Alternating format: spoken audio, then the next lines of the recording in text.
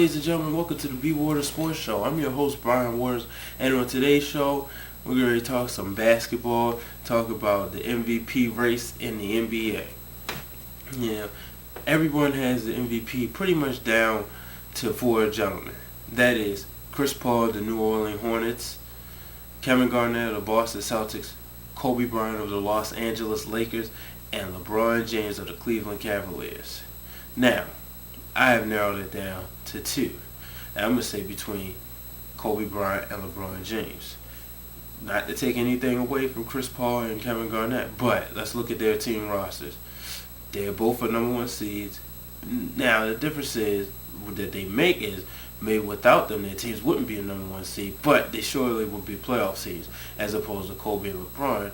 The Lakers and the Cavaliers probably would not be even a playoff team. And most less maybe be a top lottery pick without these two gentlemen. You know, Chris Paul, yeah, he's the point guard, but he has a great supporting cast. He has Peja Stojakovic and Tyson Chandler, who were very instrumental in his success. You also have with the Celtics, you have Paul Pierce and Ray Allen, who was very instrumental in Garnett's success with the with the Boston Celtics. Now, yes, LeBron James has Ben Wallace on his team. Yes, Kobe Bryant has Paul Gasol. But without those two players, still, the Lakers or the Cavaliers would not be a playoff team, ladies and gentlemen. Kobe, you know, everybody tries to say he's a selfish player. The man wants to win. You know, he went to the front office because he said, I need help, you know. And it wasn't that he didn't want Shaq on the team, but it was never a case where he didn't want to win.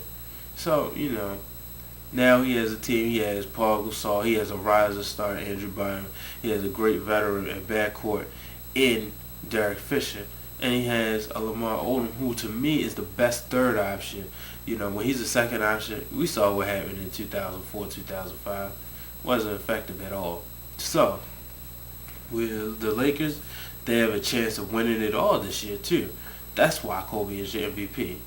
LeBron, you know, you could say he could be MVP, but when it gets down to a tight race between him and Kobe, it's Kobe's all the way.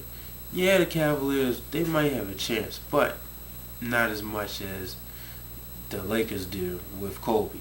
Now, what LeBron has done with this team is amazing. You know, Cleveland Cavaliers once was a laughingstock of the NBA. Then they made them into one of the premier franchises, even taking them past a great defensive team in the Detroit Pistons last year to get to the finals. But then when they got there, they were swept by the San Antonio Spurs.